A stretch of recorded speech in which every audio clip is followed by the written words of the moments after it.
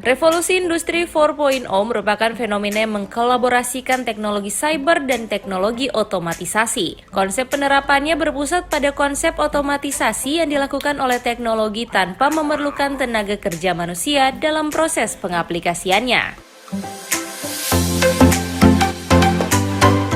Untuk mendapatkan tenaga kerja yang kompeten dan siap pakai, melalui sinergitas antar lembaga yang menuju Indonesia unggul di era revolusi industri 4.0, Dinas Penanaman Modal, ESDM, dan Transmigrasi menggelar Focus Group Discussion.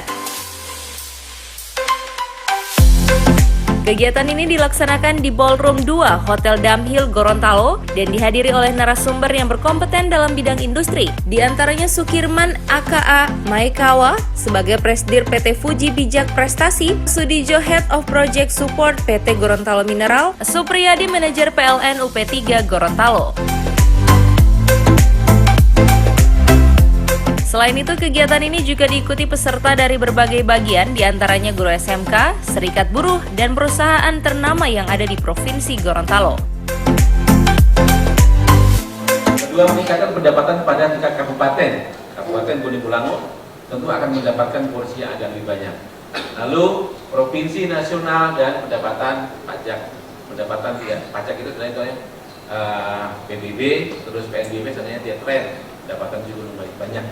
Menyediakan lapangan kerja, ini akan kita bahas lebih detail nanti. Terus memberikan dampak ganda positif tentu pada waktu ada tambang di sana, ya, tepatnya di Kebilata ya Pak Didi. Sekup PLN, dan saya juga sedikit ada pengalaman terkait dengan pengelolaan tenaga kerja.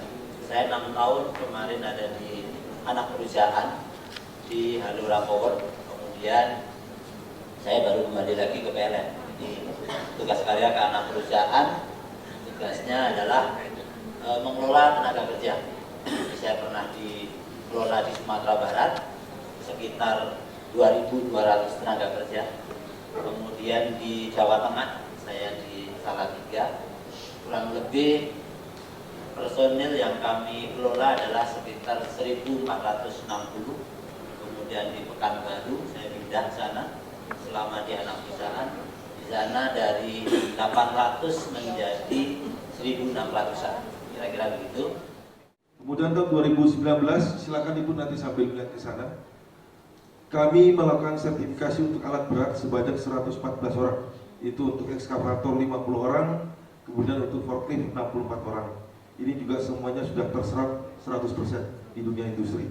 Terima kasih.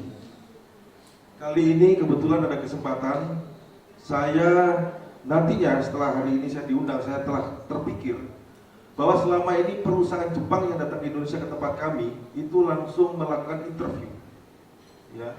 Setelah interview itu saya minta sama perusahaan Jepangnya langsung sore itu adalah pengumuman hasil lulus atau tidak.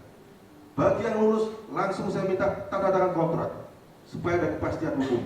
Tidak ada istilah ya lulus nanti pengumumannya siapa yang lulus nanti ya saya kabarin. Kami tidak mau seperti itu. Kegiatan ini juga selain dilaksanakan untuk mendapatkan tenaga kerja yang siap pakai, diharapkan kegiatan ini dapat mengurangi tingkat pengangguran yang berada di Provinsi Gorontalo. Artinya hanya yang pendidikan SMA umum Pak, kami punya data itu SMK belum terserap. Dan yang menganggur ini rata-rata juga pendidikan kita 60% sampai 70% yang pendidikan dasar. Itu pendidikan dasar. SMK ini Bapak Ibu, kalau saya baca harian Kompas beberapa minggu yang lalu disampaikan di harian Kompas itu SMK belum mampu menjawab pasar industri yang tersedia di Indonesia. Sebenarnya industri itu membutuhkan kurang lebih 637.000 orang tenaga kerja per tahun. Dan itu yang diminta anak-anak SMK. Supaya tenaga kerja kita yang ada di Provinsi Gorontalo bisa direncanakan dengan maksimal bagaimana mereka tenaga kerja kita di Gorontalo tidak jadi pengangguran. Artinya kalau kita lihat kan angka pengangguran di Gorontalo sampai dengan periode Agustus 2019 ini kan masih 3,82. Memang kita di bawah angka pengangguran nasional yang kurang lebih 5 jutaan. Akan tetapi kurang lebih 21.000 ini kan kalau misalnya mereka kita rencanakan dengan maksimal dari awal. Nah, di sini kita hadirkan pengusaha atau pelaku usaha yang calon-calon pemberi kerja, berikut kepala-kepala sekolah SMK, artinya pelaku usaha, kepala sekolah SMK, artinya supaya jadi 3 in 1, artinya kita pemerintah memfasilitasi antara pemberi kerja dan calon pekerja. Kami berharap ke depannya Pak, kami juga bisa merekrut khususnya untuk tenaga magang ke Jepang, karena lulusan SMK, SMA, itu nanti kami berharap bisa kami rekrut juga dari Gorontalo ini.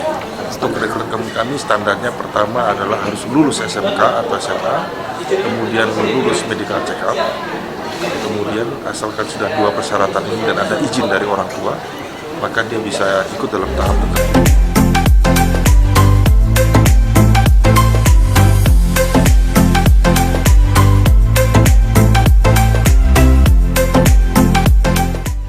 Tim Liputan, Advertorial, Mimosa TV.